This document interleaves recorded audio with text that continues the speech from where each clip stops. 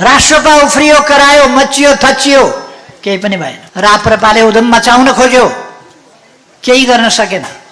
अहिले सबै चुप्प लागेर पछाडिपट्टि बसेर जेनजी भन्ने बालबालिका अगाडि सारेर आफू पछाडि बसेर पेट्रोल जेनजीले फ्याँक्या हो, आगो जेनजीले लगाएको हो। आगो लगाउनेमा को थिए? हामीले अहिले कारबाही नगर्ला यो सरकारले, गृहमन्त्रीले कारबाही नगर्नु भनेर आदेश देलान्, थामिएला।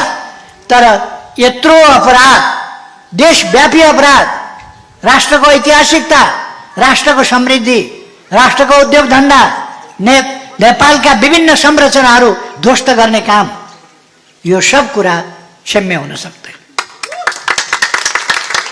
अहिले एकछिनलाई जेसुकै गर्नुहोस्, तर यो क्षम्य हुन सक्दैन।